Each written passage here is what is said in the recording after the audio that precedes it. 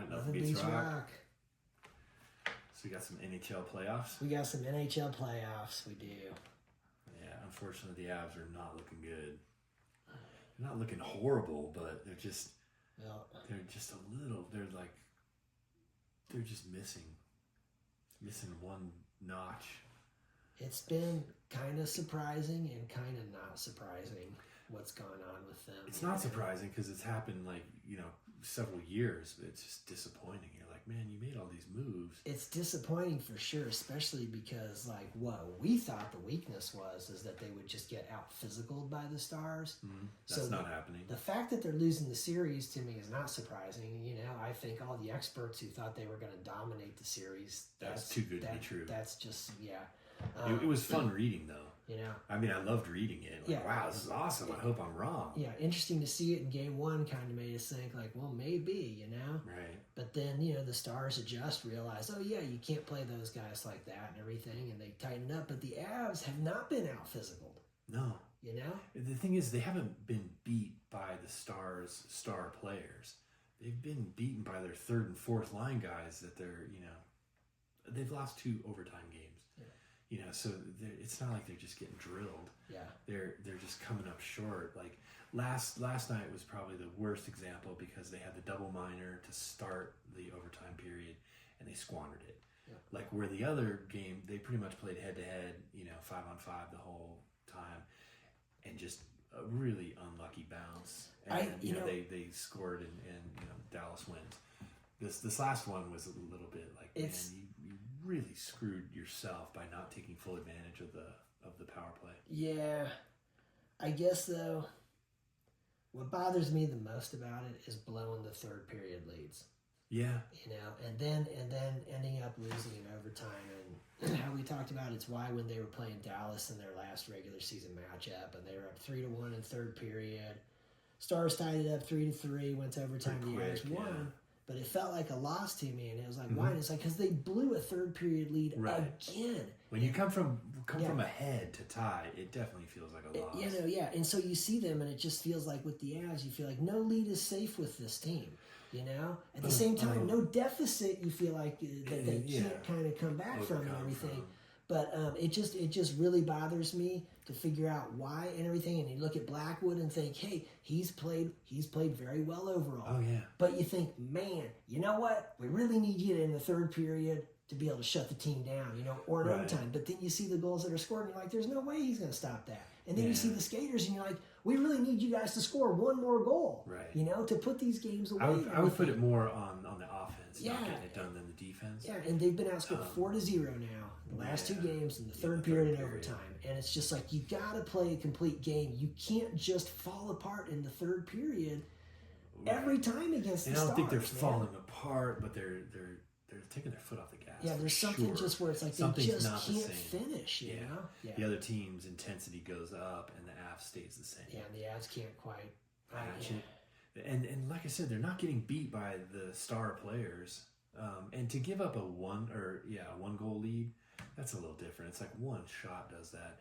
The regular season games you were talking about at the end of the year, they had 2 goal leads. Yeah, 2 goal leads and they blew. When you give up 2 goals in like 30 seconds, and you're like, wow. What the hell happened? Yeah, and see, to me, this is just a continuation of that. Yeah, where it's just like they are not getting it done. They're getting outworked when it matters most. Yeah.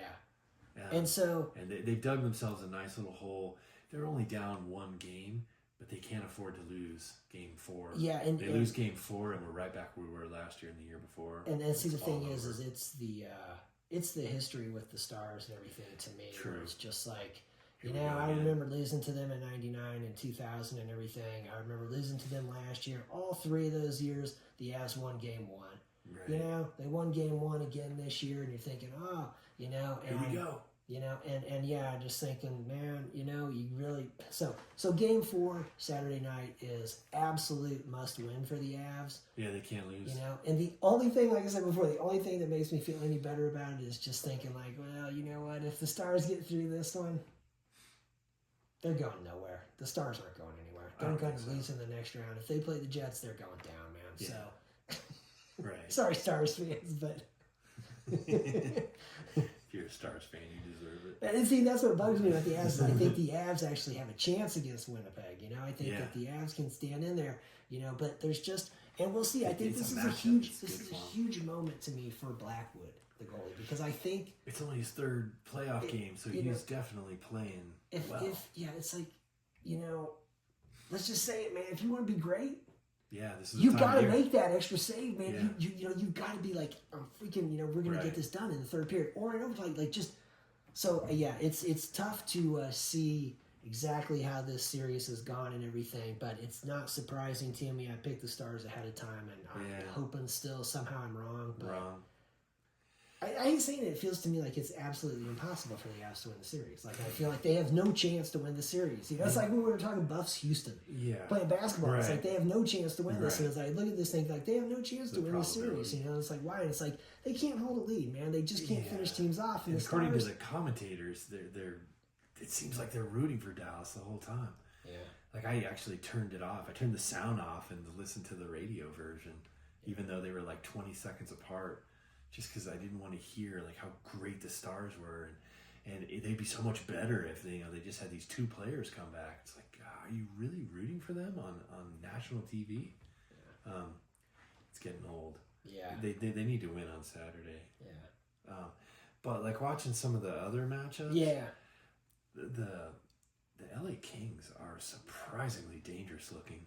Darcy Kemper. Yeah, I can't imagine like. He's like the worst goalie to have his name on the Stanley Cup, and now he's like a star.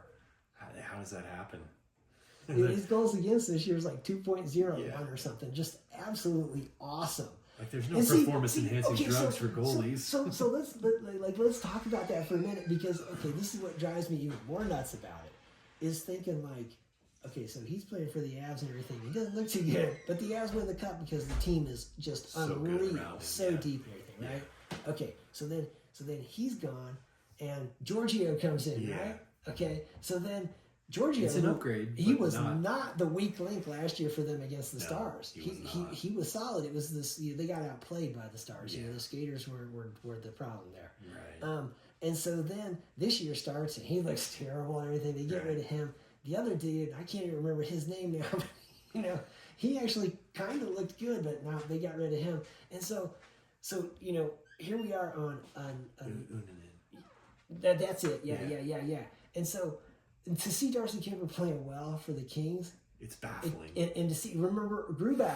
Grubauer was awesome. Grubauer. Now let's get rid of him, and then he comes with Seattle and comes in and knocks the Avs out the next year after they won the cup, and it's just sort of like, you know.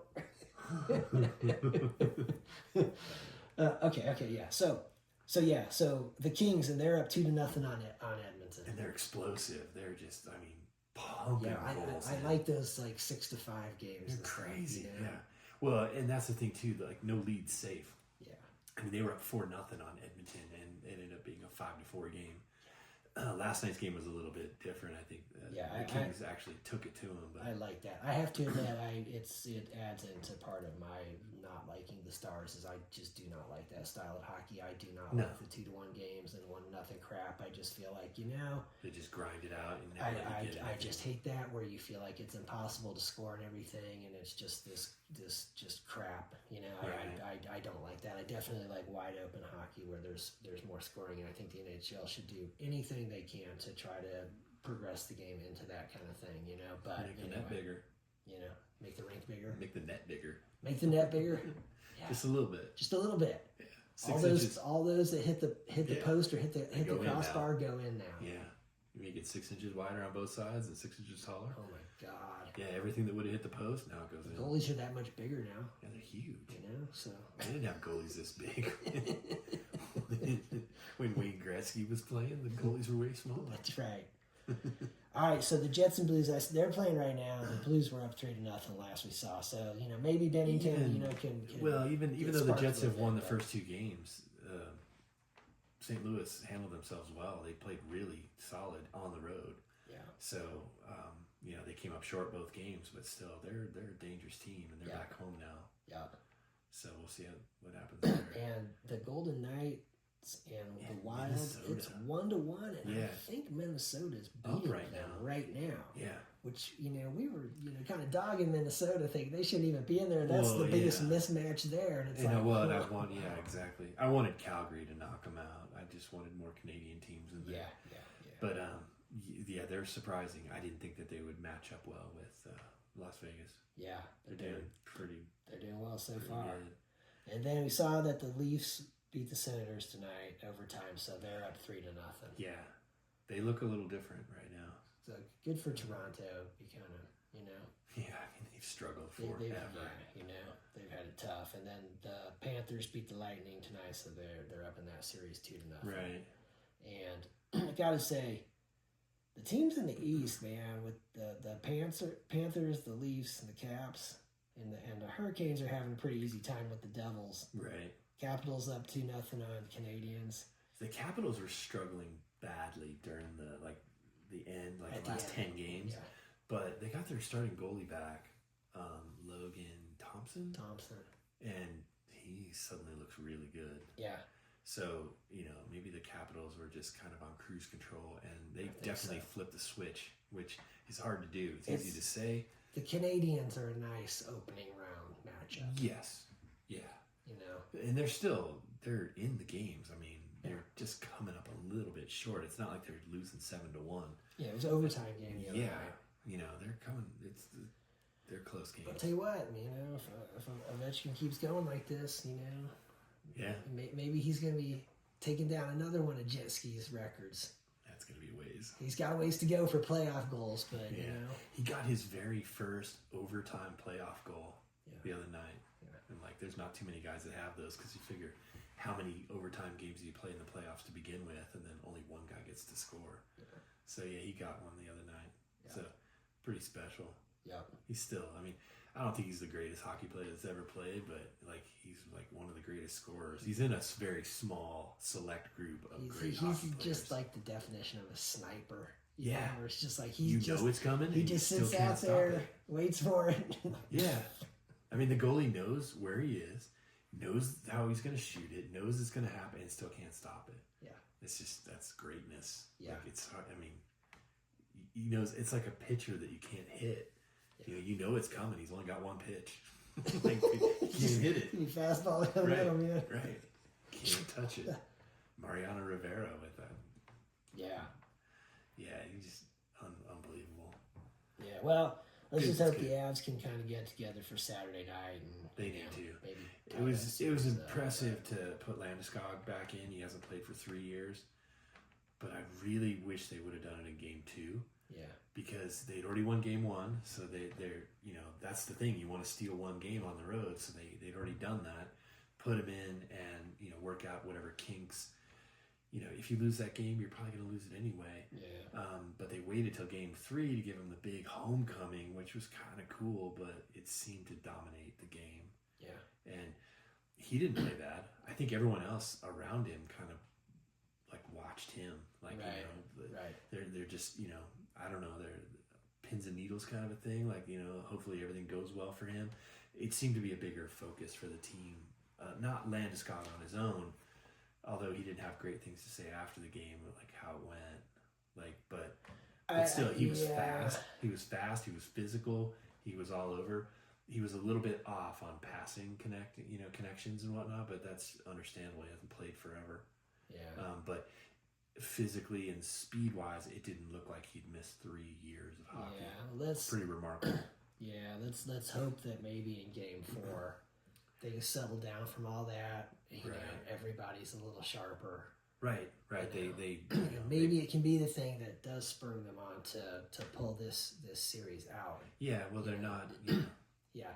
Yeah. His comments after, I just really wish he would have deflected some of the attention on himself. Right. And just said, hey, it's really special to be back, and that's great and everything, but we lost this game tonight, and we're going to win this series. We got to focus on game 4 that's coming up. We got this, and came back and everything, got that behind us. Now we're, looking at game 4 and the task at hand as to what we need to accomplish and everything. Instead, it was all, oh, it's so great to be back and everything, regardless of how the game turned out. And it's just hey, dude, this is a playoff game. That's not an afterthought. I'm sorry. It's that sentence right there, regardless of what happened. Like everything else sounded fine because it was special. You know, how many times do you see somebody break a record but the team loses and they interview them and it's immediate afterwards like, yeah, it's kind of an empty record because we lost the game. Right. This is a playoff game, man. And it's Landeskog, you know, he's the captain and everything. They hung in there with him for 3 years, so he's got a lot of leash, you know what I mean? It's like, okay, we know he's a good guy and everything, but I was a little surprised just thinking. Just that one sentence. Dude, you take that out, it lost, man. Sounds better, yeah. It's a playoff game, man. This is the Stars. Do you know how much it sucks losing to these guys in the playoffs again? So, yeah, Saturday he's got a chance to fix it. And, you know, a few other guys, He'll get a freaking game winner on Saturday, and I'll be like, all right, man, all's forgiven. Right, exactly. Just keep it up. The team in general seemed to be off. Like, they weren't making good passes. They were making bad decisions, holding on to the puck too long. I think you're right, man. Game 2 would have been the time to put him out there, man. Less of a distraction on the road and everything. Yeah. And, you know, the team gets a big boost and everything. Right. But then by the time they get back, the crowd's going crazy. He's back. Oh, they're going to go crazy regardless. They're like, we got to freaking win this game. Right. Yeah, because I'm not thinking that it's for the fans. I'm thinking it's for the team on the ice. Yeah, man. Then they get that chance to work out all the kinks. And they're probably going to lose game 2 anyway because Dallas isn't going to go down 2-0. I think that would have been the time to do it. And, you know, whatever. Maybe he gets the game winner in overtime and maybe 2-0. They that'd be crazy, things right? are settled down. They win this one. They have 3-0, and we're like, yeah, Stanley Cup, here we come. No, we're not. No, but it's still the playoffs. Yeah. Every other night, hockey. Yeah. It's fun. Yeah. And the games all mean something. Yeah. And it is cool. Overtime is so cool in the playoffs because it's just hockey. Like we talked about fixing overtime in the regular season, and you know they need to fix something because the shootout is ridiculous. Is just not so good. They should just have 3-on-3 hockey until somebody scores. That'd be fine. Because by the time they stop that, 5 minutes. Yeah, by the time they stop and then set up for the shootout, they could have played 5 more minutes of 3-on-3 hockey. It's just they're not saving any time. Yeah, just basically if that 5 minutes in, pull the goalies out, bam, 3-on-3. Right. And, you know, because what I see in some of the 3-on-3 now is a conservative type of approach to it. And I just hate this, man. I want to see you guys go for it and be like, no, we're taking it to you, you know. Right. And I just think pull the goalie after 5 minutes, so it's just like now you got some incentive. Yeah. It's an open net, man. And I wouldn't mind 4-on-4 with no goalie. You know, put an extra guy out there. You can play rover and whatever else, but yeah, this the conservative thing where they keep taking it back out to the neutral zone, and then they you know waste time. It's like no. I mean, there's sometimes where a team doesn't even get the puck for half of the 5 minutes. They're just playing keep away, so they need to fix that a little bit because playoff overtime is sudden death, and it's so much more exciting to watch. Yeah. So if they can somehow replicate that. Get rid of the shootout. The shootouts it's over. They're pretty weak. Yeah, it's like a skills competition to see who wins the game. It's like soccer. Yeah, we just played 65 minutes, and now we're gonna have why don't we shoot free throws or some stupid thing to decide who wins? It's dumb. Yeah. Play real hockey. Yeah, and even if it's 3-on-3 or 4-on-4 with no goalies, it'd be so exciting. There we go. All right. So we'll keep an eye on the draft. It's not going too well for Mr. Sanders. Shedeur. He's sliding down. Slide down to the second round, maybe. We'll see what happens. Yeah. I think he's a good quarterback. I think somebody's going to be very happy with how this works out. I'm just wondering if it's going to be the Cleveland Browns. Yeah, they got 2 picks quick in the second half or the second round, so they might have played their cards just right. It's a very interesting situation. Yeah. Because right now, late in the first round, no one needs a quarterback. And if they pick one, it'd be really surprising. Yeah. So, but no, I think he drops down, and he could drop right into Cleveland's lap. Interesting situation, yeah. We got Travis Hunter going to the Jaguars. I think they're going to be happy with him. I think he'll be happy there too, because unless Trevor Lawrence is just shot for some reason, they were a good team last year. The year before, this last season, they were just a mess. They didn't seem to lose anyone. They didn't seem to lose coaches. I don't know what happened with them. They lost Doug Peterson now. They lost him now. Fired him, so. So who knows? But like, it seems like a good place for him to land. All the other teams that were in the top 5 picks Jacksonville moving up is a good spot for him. Yeah. Because he's talented. He's going to play. And if they, he already gave his warning, like he wanted to play both sides. Jacksonville's probably like, we're totally cool with that. Go right ahead. We're at sea level. We're at sea level. You're not going to have to worry about losing your breath. Yeah. I think it's a good place for him. I think he can make a difference there quick. Yeah. And I don't know. I think it's better than like Tennessee, or if he'd gone to Cleveland, or if he'd gone to New England. Like those teams are in like full on rebuilding mode. Hopefully, for his sake, Jacksonville's not. They're more like retooling or refiguring out what it was and getting rid of their coach. Maybe it's the first step. Probably be kind of similar to coming to see you. Yeah. For him. Right. I've been on a bad team before, but we got that team going a lot better after 2 seasons. So pretty quick. We made the postseason on year 2. Yeah. So yeah, I think he'll do well there. So that's pretty cool. See Buffs having success. Yeah. So we'll see. We'll see. All right. Nothing beats rock. Nothing beats rock.